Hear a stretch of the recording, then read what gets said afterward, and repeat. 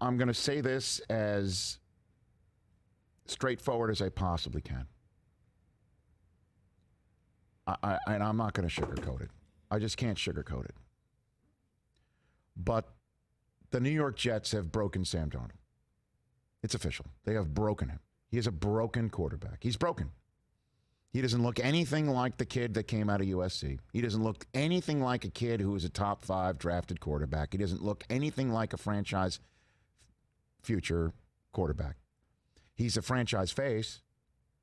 He does all the right things. He says all the right things, like supports his coach, saying that the game plan that he gets is something that can be executed to the best of their abilities, that they do feel like they have every chance to win. He says the franchise quarterback things, but they've broken him.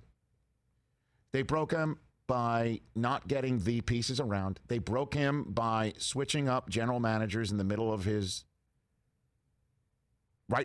tenure there, by getting him a head coach who didn't want to be attached to the general manager, then took things over, but not after they signed Le'Veon Bell, and then brought in a new general manager who trades away Jamal Adams just before season, right? Just before season, when you can't do anything with what you get for him. I mean, there's a lot of tons of picks in his arsenal for the next couple of drafts. It'll be great to see.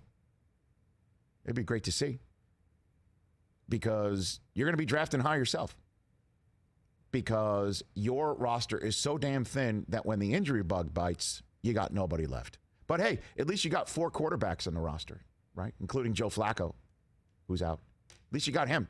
Why would you want to, ditch him, with all due respect, and get at least somebody off the couch, somebody who wants a shot in the NFL, somebody, who can do something, right? If I'm not mistaken, didn't the Seahawks get the game wrapped up yesterday by a practice squatter picking off Dak Prescott in the end zone, and then their 5th-round rookie sacking him to set up the interception? Hey, that's what happens. Oh, and they've got obviously all the weaponry that's needed for their franchise quarterback. Look, they've broken him.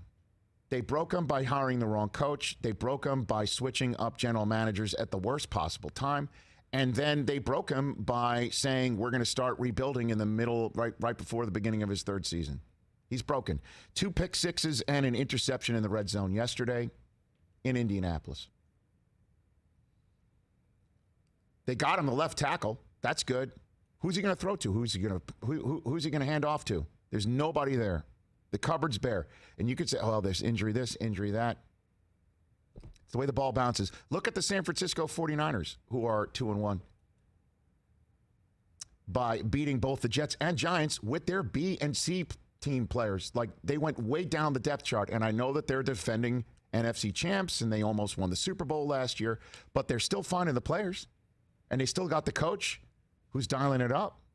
Honestly, they beat the Jets with one crutch tied behind their back, and then they beat, with one, legs tied behind their back, and then they beat the Giants with a crutch and another arm tied behind their back.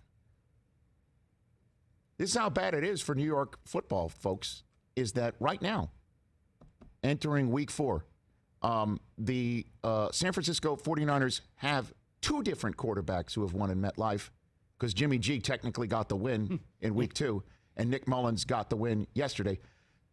The San Francisco 49ers, by the way, in case you're wondering, that's on the West Coast, far away from the East Coast. Far. 2 different quarterbacks, San Francisco, Fields, today, on their roster, 2 different quarterbacks have a win in MetLife Stadium, where neither quarterback for the Jets and Giants have one. That's a fact. These are facts. So the Jets have broken Sam Darnold. You could say what you want about the Giants. Nobody really, was expecting all that much from them, and they did lose Saquon Barkley, who means a hell of a lot more to the Giants than Le'Veon Bell means to the Jets, because it's clear Gase didn't want Le'Veon Bell. All those reports that came out, every single person that covers the Jets say that he didn't think he was worth all that money. So Bell is a total washout, but at least that's not on the current general manager's ledger because it was the guy they let sign Bell and then draft and then fired to bring in the new general manager who has all sorts of problems and needs to build for the future and needs to take 2 firsts for a safety, for sure. But doing it right before a season that you've got to evaluate your quarterback, and Darnold could sit there and rah-rah all he wants and try to be a leader at all he possibly can muster, but the guy they traded away was on the sidelines with a bad groin, rooting on his team, standing up on a bad groin, leading. Could use that guy right now in New York. The Jets have broken Sam Darnold. It's official. And Mike Greenberg needs to rename his children again. I would suggest, boy, if he lived out here, Jared and Goff, that would be good. Because he's resurrected. Or he's ascending. Yeah. Right? Russell, Wilson. Well, I mean, just Josh or Allen. I mean, I'm talking about quarterbacks taken in that draft. Oh, yeah.